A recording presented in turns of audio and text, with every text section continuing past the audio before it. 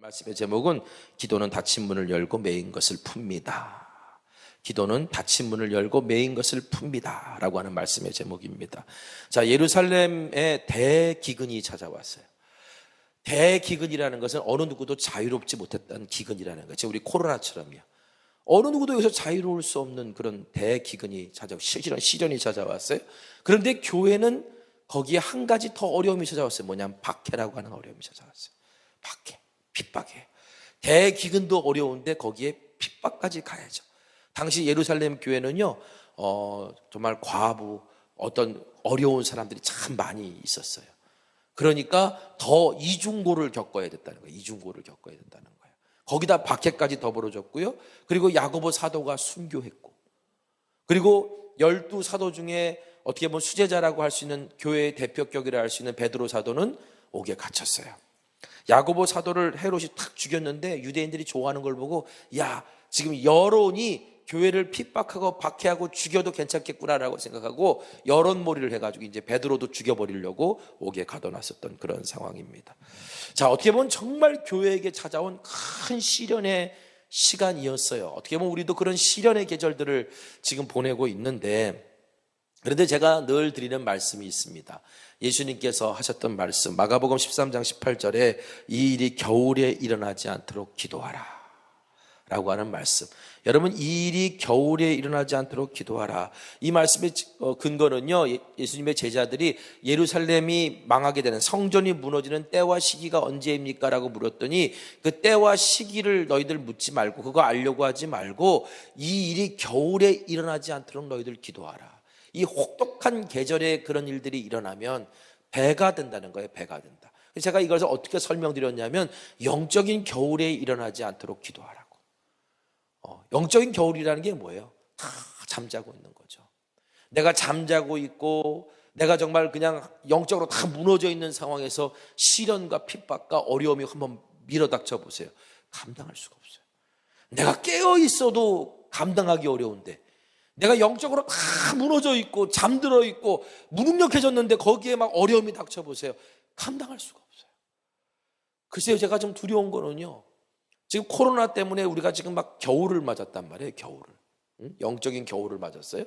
근데 이제 영적인 겨울을 맞았는데 여기에 큰 뭐랄까, 우리를 흔드는, 뭔가 우리의 신앙의 체계를 흔들어 버리는 어떤 일들이 팍 터졌을 때는 과연 몇 명이나 남을까? 이런 어떤 하나의 두려움이 생기더라고요. 예수님께서 그래서 교회에게 부탁하신 거예요. 이런 일이 겨울에 일어나지 않도록 기도해라. 계절상의 겨울일 수도 있지만 우리의 영적인 겨울, 내가 깨어 기도할 수 있으면 얼마든지 이겨요. 그런데 내가 영적인 겨울을 내 스스로 경험하고 잠들어 있지 않도록 기도하라. 근데 실제로 오늘 성경에 보면 예루살렘 교회가 큰 시련을 맞았는데 영적인 겨울에 있지 않았어요. 간절히 기도하고 있는 모습을 오늘 성경에서 보게 됩니다. 간절히 기도해요. 자, 헤롯이요, 야고보를 죽였는데 유대인들이 막 기뻐하고 자기 뜻대로 될 것 같으니까 이번에는 이제 베드로도 죽이려고 감옥에 집어넣고 6월절이 지난 다음에 처형하려고 아예 사형을 받아놨어요. 사형 날짜를 받아놨어요. 자, 그런데 이제 베드로가 한번 경험했잖아요. 헤롯이 베드로가 감옥에서 베드로와 요한이 한번 싹 하고 탈출했던 경험을 이제 헤롯이 알고 있었기 때문에 이번에는 4계조로 밤낮으로 지키게 만들었어. 그리고 아예 베드로가 감옥에서 잘 때는 2명이 딱 착고를 같이 차고 베드로 옆에서 같이 자도록 이렇게 만들었어. 이제는 베드로가 어떻게 탈출할 수 있는 방법이 없어요. 헤롯의 계획은 완벽해 보였고, 베드로를 위해 기도하던 그리스도인들도 야, 이제 끝났나 보다 라고 절망할 수밖에 없는 그런 상황이에요. 그런데 여러분, 우리가 알아야 될 것은요, 우리의 소망의 근거는 현실이 아니에요. 우리의 소망의 근거는 지금 우리 상황, 우리가 지금 보고 있는 이 상황이 아니라 우리의 소망의 근거는 하나님의 약속에 있는 줄 믿으시기 바랍니다. 하나님의 약속에 있어요. 여러분, 믿음이라는 게 뭐냐? 내가 믿는 걸 믿는 게 아니라 하나님의 약속을 믿는 거예요. 기도라는 게 뭐냐? 내가 구하는 걸 구하는 게 아니라 하나님의 약속에 따라 구하는 거예요. 그럴 때 하나님이 응답하시는 거예요. 여러분, 야고보 사도 말처럼 고난당하는 사람이 있습니까? 기도하십시오. 어려운 가운데 있는 사람이니까 간절히 하나님께 기도하십시오. 예수님께서 이렇게 약속해 주셨잖아요. 이 약속의 말씀을 붙들고 기도하십시오. 요한복음 16장 33절입니다. 우리 한번 같이 읽겠습니다. 시작. 이것을 너희에게 이르는 것은 너희로 내 안에서 평안을 누리게 하려 함이라. 세상에서는 너희가 환난을 당하라. 담대하라. 내가 세상을 이기었노라. 아멘. 예수님이 세상을 이기셨다. 이미 다 이기셨다. 이겨놓으신 싸움이다 라는 생각을 믿고 뭐 하라는 거예요? 구하라는 거예요. 이 약속을 믿으시라. 하나님이 이기셨다. 야, 여러분, 그래서 사도 베드로도 지금 내가 내일 6월절 지나면 죽어요. 당장 죽을 수밖에 없는, 내일이면 죽을 수밖에 없는 사람이에요. 그런데 사도 베드로도 오늘 성경에 보면은 내가 다 읽진 않았지만 얼마나 잠을 쿨쿨 자는지. 아니, 내일 죽는 사람이 어쩜 이렇게 편안하게 잠을 잘 수 있어요? 조그만 어려움만 있어도요, 잠 못 자잖아요. 여러분, 베드로는요, 잠 못 자는 성격이에요. 베드로 같은 성격 있으시죠? 욱 하고 막 이러고, 이제 막 안에서 막 하면 화나는 일이 있으면요, 막 내 안에서 막 요동을 치기 때문에 잠이 안 와요. 근데 성경을 보면 내일 죽는 사람이 쿨쿨 잠만 잘 자네? 어떻게 이렇게 잠을 잘 잘 수 있을까? 자, 사도 베드로가 이런 얘기를 합니다. 베드로전 4장 19절에 그러므로 하나님의 뜻대로 고난을 받는 자들은 또한 선을 행하는 가운데 그 영혼을 미쁘신 창조주께 의탁할지어다. 미쁘신이라는 말은 신실하신이라는 거거든요. 변함없으시고 신실하신 하나님께 네 영혼을 의탁해라. 그러니까 베드로가 지금 내일 당장 죽게 생겼는데도 잠을 얼마나 쿨쿨 깊이 자는지, 천사가 나타나가지고 옆구리를 퍽퍽 찔러야지 간신히 일어났다니까. 그 정도로 깊은 잠에 들었다는 거예요. 그게 뭐냐면 베드로가 하나님, 내 영혼 주님께 다 맡깁니다. 사나 죽으나 나는 다 주님의 것입니다. 살아도 주님의 영광 받으실 거고 내가 죽어도 주님이 영광 받으실 거고, 그러면서 모든 걸 다 하나님께 맡겼다라는 거예요. 맡겼다. 온전히 맡겼으니까 그렇게 편안한 잠을 잘 수 있었던 거죠. 자, 그런데 여러분, 이게 베드로의 믿음만 가지고 가능했을까요? 아니라고 성경은 우리에게 얘기해요. 오늘 읽은 본문 말씀 보면 교회가 베드로를 위해서 간절히 기도하고 있었어요. 이게 중보기도의 힘이에요. 교회가 베드로를 위해서 간절히 기도했다는 거예요. 그랬더니 베드로가 그 어려움과 고난 속에서도 어떻게 편안하게 하나님께 모든 걸 맡기고 잘 수 있었다는 거예요. 그렇죠? 내가 구체적으로 뭔가를 도와줄 수는 없어요. 그런데 사람의 마음의 문제는요, 오직 하나님만 하실 수 있어요. 그 마음의 문제를 주관하시는 그 하나님께 교회가 간절히 기도했을 때 이 베드로가 평안히 잠잘 수 있었다. 평안히 잠잘 수 있었다. 여러분,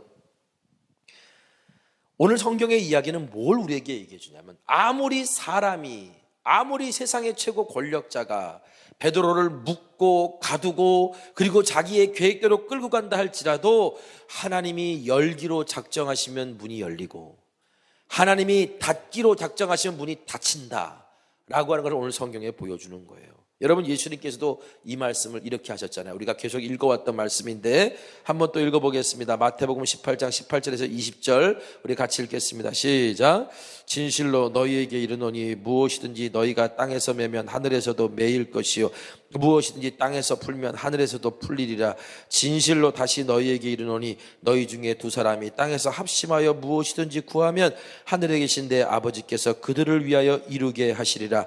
두세 사람이 내 이름으로 모인 곳에는 나도 그들 중에 있느니라. 아멘. 아멘. 자, 두세 사람이 주님의 이름으로 모여서 합심하여 기도하면요, 그렇죠? 땅에서 매면 하늘에서도 매이게 될 거고, 땅에서 풀면 하늘에서도 풀린다는 거예요. 여러분, 우리가 함께 기도하는 게 얼마나 큰 능력인지. 여러분, 땅에서 매고 땅에서 풀고 이게 내 개인의 기도만으로 되는 게 아니에요. 예수님의 큰 전체적인 맥락을 보면 뭐냐면, 우리가 함께 모여서 주님의 이름으로 모여서 같은 마음으로 기도할 때 그런 일들이 벌어진다고 오늘 말씀하고 계세요. 여러분, 이처럼 함께 기도하는 것은 닫히고 묶인 모든 것을 열고 푸는 능력이 있음을 믿으시기 바랍니다. 여러분을 지금 묶어두고 있는 게 뭐가 있습니까? 여러분이 지금 매여 있는 것들이 무엇입니까? 어떤 것이 열리지 않고 있습니까? 여러분, 기도하시라고요. 기도하시는데 혼자 기도하지 마시고 함께 기도하시라고. 그래서 교회가 있는 거예요. 그래서 신앙 공동체를 하나님 허락하신 거예요. 함께 기도하라고, 함께 기도하라고. 때로는 우리가 뭔가 문제가 생겼을 때 부끄러워서 같이 기도를 못해요. 여러분, 세상에서 어떻게 보면 가장 불행한 사람이 뭐냐면 나의 기도 제목을 아무에게도 부탁할 사람이 없는 사람이 제일 불행한 사람이에요. 내가 간절한 기도 제목이 있는데 나를 위해 기도해 주세요, 나를 위해 기도해 주세요라고 믿고 기도 부탁을 할 수 있는 사람들이 있다는 게 이게 얼마나 큰 축복이고 은혜인 줄 아십니까?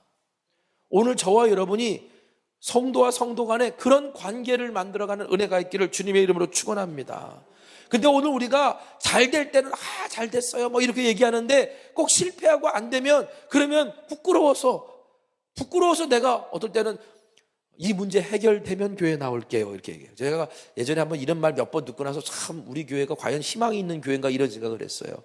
문제가 해결되면 교회 나오는 곳이 아니라 문제가 해결받기 위해 더 열심히 나와야 되는 것 아니에요? 그렇죠? 근데 오늘 우리는 잘 되고 평안할 때 자랑하고 싶을 때는 막 나와서 교회에서 나 잘 되고 있어요 막 이렇게 얘기하는데 정작 문제가 생기면 안 나와. 왜 안 나와를 봤더니 문제가 해결돼야 나오겠다는 거예요. 아니, 신앙 공동체가 왜 존재하는데? 교회가 여러분, 정말 부끄러운 건 고난당하는 게 부끄러운 게 아니에요. 저도 시련당할 수 있고요, 여러분도 시련당할 수 있어요. 그렇죠?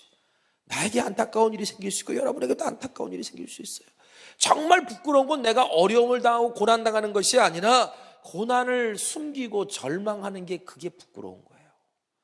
그리고 그 고난당함에 앞서서 내가 기도 제목 함께 나눌 수 있는 성도가 없다는 것 자체가 내가 부끄러운 거예요. 그러니까 하나님 앞에, 하나님 내가 이렇게 기도 제목을 나눕니다, 함께 기도해달라고 부탁할 수 있어야 되는 거죠. 여러분의 고난과 시련이 여러분과 여러분의 믿음의 형제들이 기도의 능력을 체험할 수 있는 계기로 만들어 주시길 바랍니다. 내가 어려움을 당하잖아요. 기도 부탁해 내 문제가 해결되면요, 내 문제만 해결되는 게 아니라요, 나를 위해 기도해 줬던 분들도 믿음이 확 사는 거예요. 야, 기도했더니 이런 어려움들이 헤쳐지네. 기도했더니 내가 이 문제를 돌파했는데, 내가 저 집사님을 위해 기도했더니 저 집사님 문제가 해결되네. 그럼 나도 역시 마찬가지로 동일하게 뭐예요? 하나님에 대한 믿음의 증거가 생기는 거예요. 그렇죠? 그러니까 여러분, 때로는 내 고난을 나누는 게, 내 어려움을 나누는 것이 어떤 이에게는 하나님의 축복을 경험할 수 있게 하는 그런 계기를 주는 거예요. 우리 신앙 공동체 안에 그런 일들이 일어나기를 소망합니다. 자, 마가의 다락방에 모여서 기도했던 예루살렘 교회처럼 여러분, 우리가 합심하여 기도해야 되는데, 그럴 때 닫힌 문이 열리고 묶인 것이 풀리는 역사가 나타난다. 자, 그래서 제가 오늘 성경 내용 보면서 그런 생각을 해요. 어떻게 보면 이 장면은요, 베드로가 이 감옥에서 나오는 이 장면은 한편의 코미디 같아요. 왜 그러냐면, 자, 베드로는 천사가 나를 도와서 이제 이렇게 풀려났잖아요. 그런데 자, 사도행전 12장 9절 보면 베드로가 나와서 따라갈새 천사가 하는 것이 생시인 줄 알지 못하고 환상을 보는가 하더라. 베드로가 비몽사몽의 잠을 깼는데 천사가 나와 했는데 나왔단 말이야. 근데 이걸 베드로가 꿈에서 이런 일이 벌어지는 걸로 착각했다는 거예요. 환상인가? 라고 착각했다는 거예요. 아니면 내가 죽었나? 뭐 이렇게 착각할 수도 있겠죠. 그렇죠? 여러분, 베드로가 왜 환상을 본 것이라고 생각했을까요? 왜 그랬을까요?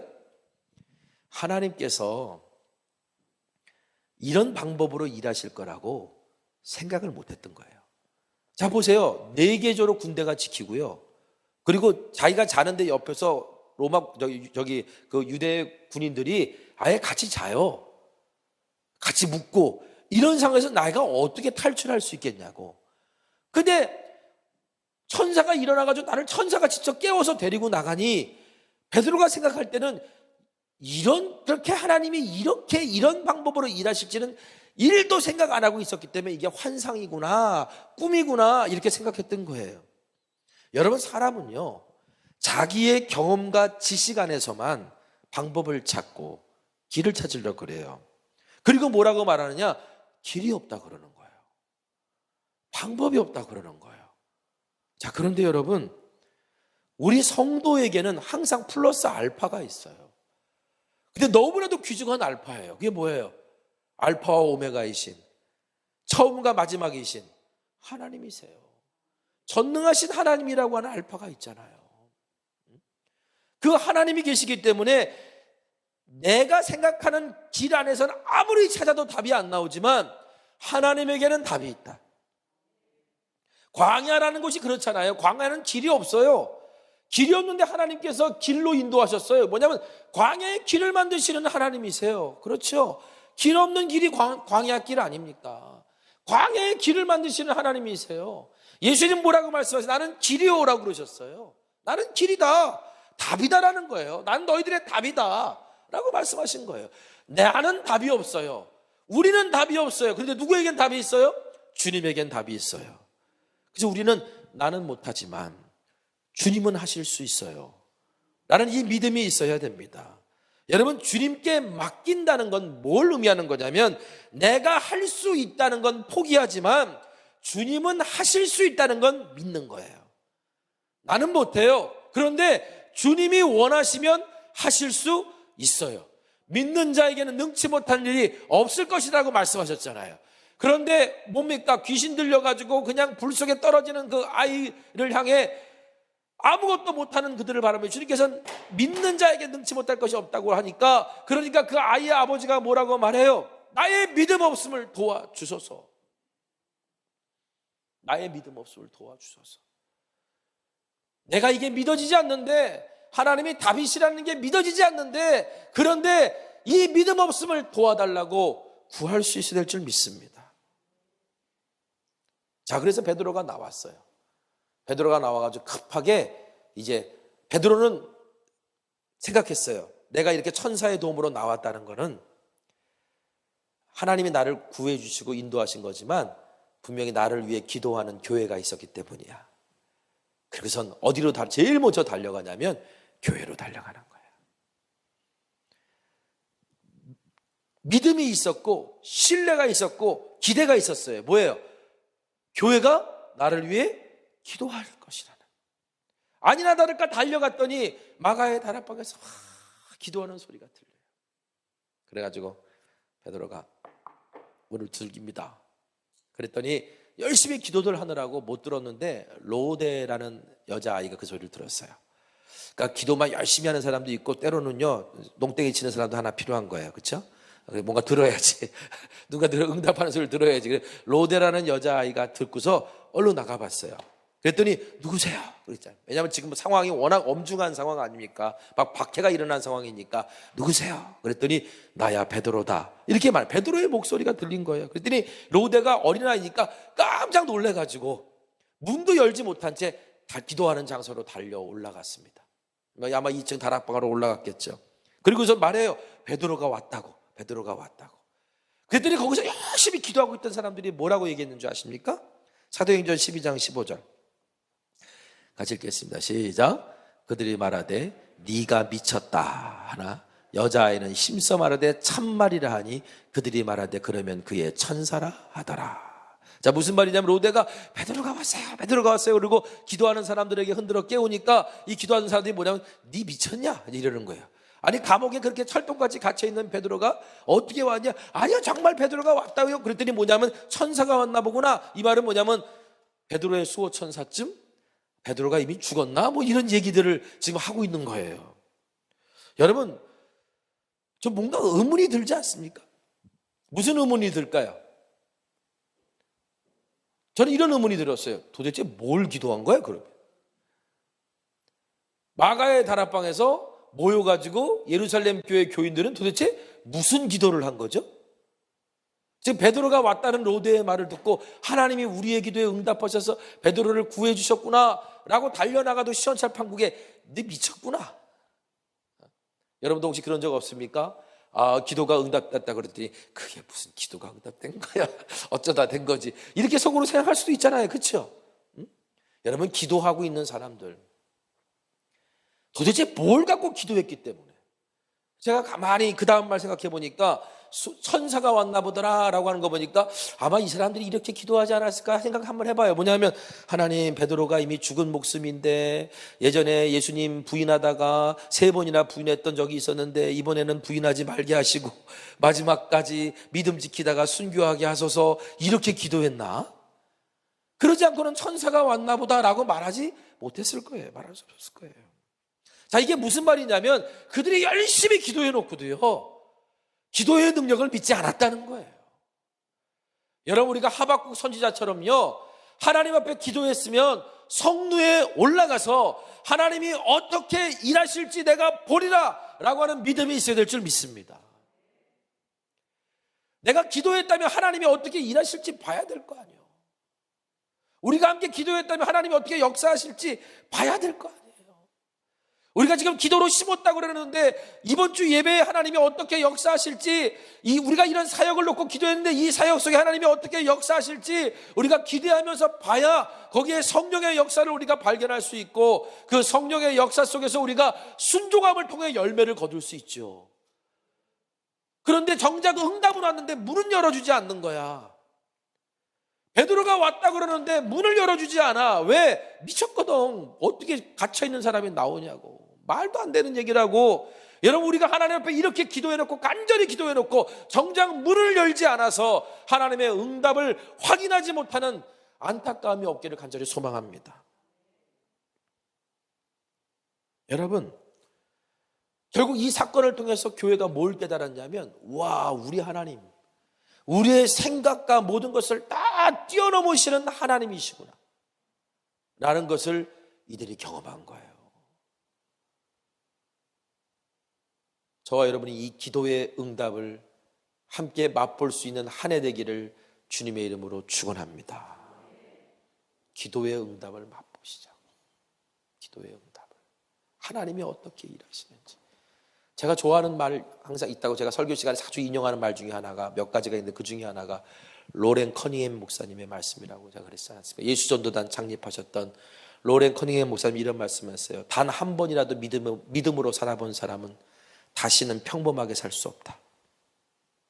내가 믿음으로 한번 살아봐서 하나님의 응답을 경험한 사람은요, 그 다음부터는 뭐예요? 이제는 두려워하지 않아요. 평범하게 못 살아요. 제가 그래서 평범하게 못 사는 것 같아요. 안 되는 것을 자꾸 들이밀어. 남들이 힘들다고 하는데 자꾸 머리를 들이밀어. 왜냐하면 하나님이 주신 경험이 있는데. 여러분, 한 번이라도 기도 응답을, 간절한 기도 가운데 응답받아 본 사람은요, 다시는 평범하게 신앙생활하지 않아요. 왜? 기도의 능력을 경험했고 내 생각과 이상을 뛰어넘는 하나님의 역사를 경험했으니까. 여러분, 기도란 내 생각과 경험에 갇혀서 하는 것이 아니라 하나님의 전능하심을 신뢰하고 하는 기도인 줄 믿으시기 바랍니다. 그래서 예수님께서 기도의 능력에 대해서 이렇게 말씀하셨어요. 마태복음 12장 21장 22절 같이 읽겠습니다. 시작. 너희가 기도할 때 무엇이든지 믿고 구하는 것은 다 받으리라 하시니라. 아멘. 너희가 기도할 때 무엇이든지 믿고 구하는 것 다 받으리라. 그랬더니 어떤 분이 말해요. 믿고 구했는데 안 주시던데요 라고. 여러분, 여기는 전제 조건이 있어요. 아까 기도는 뭐라 그랬어요? 내가 믿는 것을 바라는 게 아니고 내가 원하는 걸 받는 게 아니라 하나님의 약속이어야 된다 그랬잖아요. 자, 예수님께서 이렇게 말씀하셨어요. 믿음으로 구하기 전에 요한복음 15장 7절 보면 한번 같이 읽겠습니다. 시작. 너희가 내 안에 거하고 내 말이 너희 안에 거하면 무엇이든지 원하는 대로 구하라. 그리하면 이루리라. 아멘. 너희가 내 안에 거하고 내 말이 너희 안에 거하면. 자, 너희가 내 안에 거한다고, 내 말이 너희 안에 거한다는 게 뭔 말이에요? 주님이 나를 통치하시고 다스리시는 거예요. 내 안에 하나님 나라가 이루어져 있는 사람들이에요. 내가 하나님 말씀에 순종할 준비가 되어 있고 내가 주님과 친밀하고 주님의 뜻 안에 살기를 원하는, 주님의 뜻대로 살기를 원하는 사람들은 무엇이든지 구하든지 하나님께 주신다. 왜? 다 주님의 뜻을 위해 쓰임받게 될 거니까. 주님의 뜻대로 써질 거니까. 근데 때로는요, 야고보가 그랬잖아요. 우리가 기도해도 응답받지 못하는 이유 중에 하나가 뭐라고요? 정욕으로 쓰려고 잘못 구하기 때문이다. 이게 참 기도에 내가 하나님 앞에 이게 자꾸 우리는 포장의 능력이 있어요. 한참 그 과자의 그 과대 포장에 대해서 우리가 한참 뉴스 나왔던 적이 있잖아요. 알고 봤더니 그렇게 과자를 과대 포장하는 이유가 바다에 빠졌거나 한강에 빠졌을 때 그거 붙들고 살라고 과대 포장했다는 얘기가 있어요. 그거 붙들고 살라고. 그거 몇 개 묵으면 공중에 물에 붕붕 뜬대요. 포장을 그럴싸하게 했는데 막상 팍 뜯어봤더니 뭐예요? 과자 요만큼밖에 없어. 그냥 포장만 막 이런 거야. 포장만 막 화려한 거야. 우리가 하나님 앞에 기도할 때요, 때로는 그렇게 포장을 해요. 얼마나 포장을 잘하는지 몰라요. 하나님 이렇게 해주시면 제가 이렇게 할 거고요. 하나님 저렇게 해주시면 제가 저렇게 할 거고요. 제가 이렇게 하는 건 다 이렇게 하려고 하는 거고요. 라고 포장을 열심히 해놓습니다. 근데 알맹이는 몰라. 근데 사람이요, 포장을 열심히 하다 보면 진짜 알맹이가 뭔지 잊어먹을 때가 있어요. 그렇죠? 오늘 우리가 그래요. 사기꾼은 자기 자신을 속여야 진짜 사기꾼이라 그러잖아요. 자기 자신도 스스로 속여야. 근데 우리가 하나님 앞에 기도하면서 나 스스로도 속아요. 하나님 이렇게 해주시면 내가 이렇게 할 거고요. 저렇게 해주시면 제가 저렇게 할 거예요. 막 얘기하지만 정작 내 마음엔 다 정욕으로 쓰려고. 나를 위해서. 그래서 제가 늘 기도에 관한 설교를 하고 말씀을 하고 가르침을 여러분들과 함께 나눌 때 꼭 우리는 이 기도를 통과해야만이 하나님의 뜻을 분별할 수 있다 그랬죠? 어떤 기도라 그랬어요? 감사합니다. 그래서 늘 설교할 수 있는 거예요. 그렇죠? 어떤 기도라 그랬어요? 겟세마네 기도라고. 따라해 봅시다. 겟세마네 기도. 겟세마네 기도. 겟세마네 무슨 기도? 예수님께 뭐라고 기도했길래? 예수님이 아버지여 이 잔을 내게서 옮기시옵소서. 저는 리차드 포스터 목사님의 책을 읽으면서 그러면서 그때 이걸 깨닫고 정말 내 기도를 다시 돌아보게 됐어요. 예수님의 기도가 우리의 정말 기도에 너무나도 큰 본이구나라는 걸 다시 한번 깨닫게 됐어요. 예수님은 이미 십자가를 지시고 사명 감당하시기 위해서 이 땅에 오신 거, 주님은 이미 그렇게 알고 계셨고 제자들에게 그렇게 가르치시기까지 하셨어요. 그런데도 우리 주님이 아버지 하나님 앞에 겟세마네에서 기도하셨던 그 첫 번째 외침이 뭐였냐면 아버지여 이 잔을 내게서 옮기시옵소서라는 거예요. 십자가 지기 싫습니다 이 얘기예요. 그게 뭐예요? 아버지 십자가 지기 싫은 거 이게 내 솔직한 마음입니다. 다른 방법 없으십니까 아버지? 그런데 아버지의 뜻이면 내가 받겠나이다. 자, 먼저 뭘 얘기했어요? 내 안에 진짜 마음을 얘기했어요. 하나님 나 이렇게 했으면 좋겠고요. 나 이것 때문에 정말 남들에게 박수 받고 싶고요. 나에게 칭찬받고 싶고요. 아버지 내가 남들보다 편하게 살고 싶고요. 아버지 내가 어렸을 때 막 이런 일이 있었는데 이런 것들 내가 이렇게 살면서 다 회복되고 싶고요. 이게 내 솔직한 마음이거든요.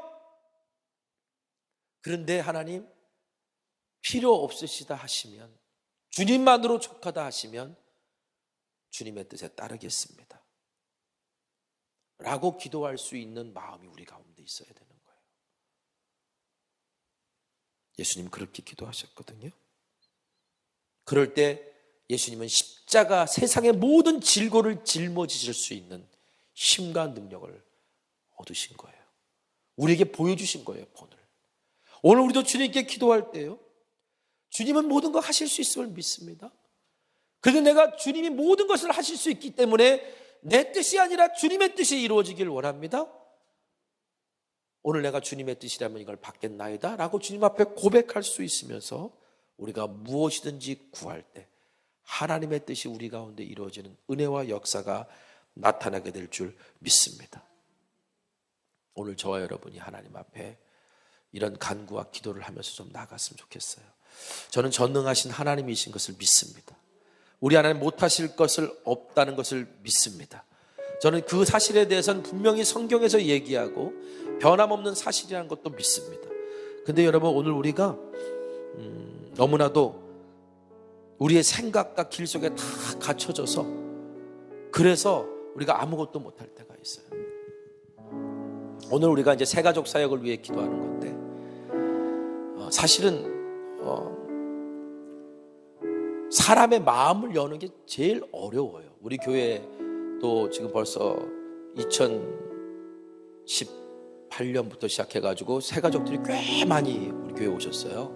그리고 뭐 코로나 직전까지만 해도 거의 우리 예배 인원이 400명 넘을 적도 있었고, 코로나가 탁 터지면서 이제 사실은 그 동안에 오셨던 새가족 분들이 이제 코로나 때문에 쫙 이렇게 교회랑 끈이 이제 잘 연결돼 있지 않았으니까, 그러니까 그냥 이렇게 다 돼 있어요. 믿음 생활 잘하던 분들도 사실은 코로나라는 상황 때문에 내 믿음이 이렇게 바닥을 치는 경험도 해봤는데, 저도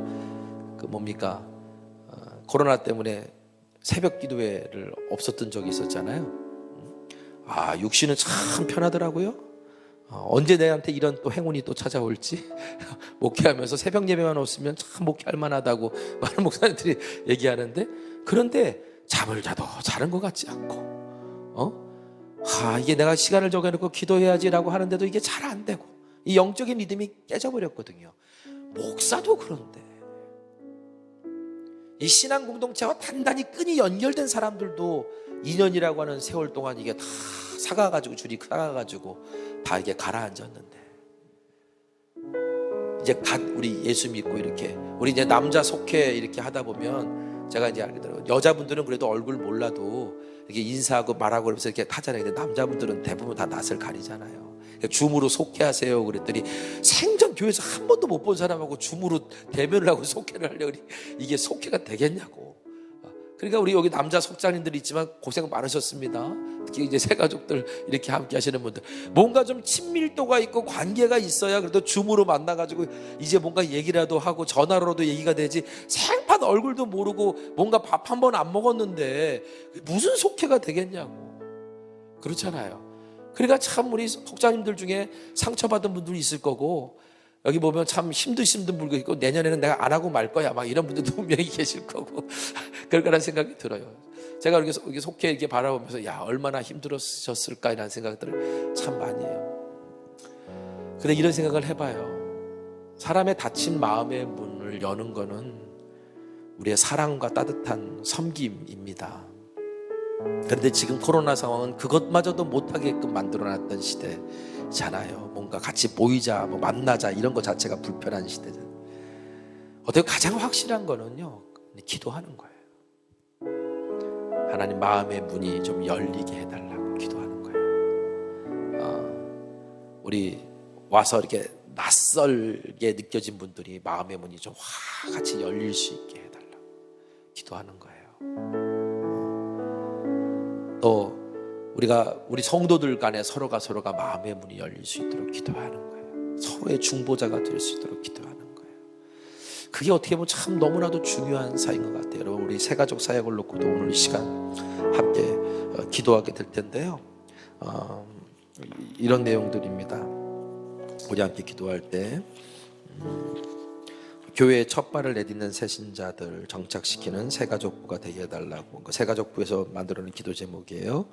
새로 시작하는 바나바 사역, 어떻게 보면 교회에 잘 정착할 수 있도록 돕는 사역입니다. 잘 정착해서 돕는 사역이 새가족부 사역의 열매를 맺게 하소서.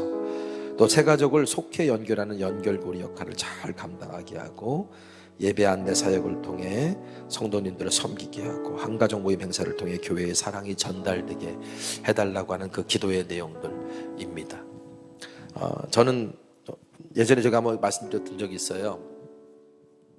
교회는 울타리가 없어야 된다, 담이 없어야 된다라는 어떤 안에 그런 걸 확 깨달았던 적이 한 번 있다 그랬잖아요. 제가 목사잖아요. 제가 영국에 있는 교회에 주일날 찾아갔는데, 그때 배낭여행 중이어가지고 목사로서 이제 배낭여행 할 때였는데, 막 이렇게 하고 땀 뻘뻘 흘리면서 이제 에딘버러에 도착을 해가지고 주일날 아침에 어느 교회에서 예배드리기 위해 그 교회를 딱 들어갔더니, 제가 들어갔다가 바로 나왔어요. 목사인데도 예배를 못 드리겠더라고요. 그 엄숙한 분위기와 그 배타성 있는 분위기에 질식이 돼가지고 딱 제가 돌아 나오면서, 목사인 나도 못 들어가서 예배 드리는 교회면, 나는 앞으로 이런 목회를 하면 안 되겠다. 누구든지 와서 예배할 수 있는 곳이 돼야 되겠다. 그런 마음을 이제 가졌던 경험이 있어요. 오늘 우리가 함께 기도할 때 하나님, 오늘 전능하신 하나님 앞에 우리가 먼저 구하면서 성도들의 마음의 문이 열리고 또 우리 교회에 함께하는 이들이 마음의 문이 다 열리고 닫혀져 있는 마음의 문들이 열리고 특별히 우리 새가족 등들 중에 우리 교회에 등록해놓고 이제 여러 가지 연결이 끊겼고 믿음과 신앙생활들이 다 흐트러진 분들이 계세요. 그분들의 마음의 문이 좀 열리고 다 갇혀있고 묶여있는 거잖아요. 그렇죠? 상황과 어떤 생각과 형편에 다 묶여있는 거거든요. 다 열릴 수 있게 하나님, 오늘 우리가 베드로를 위해 기도했던 그 기도처럼 간절히 기도합니다 라고 오늘 이 시간 먼저 그분들 위해 우리 함께 기도할 수 있고 새가족 사역을 위해 기도했으면 좋겠습니다. 우리 전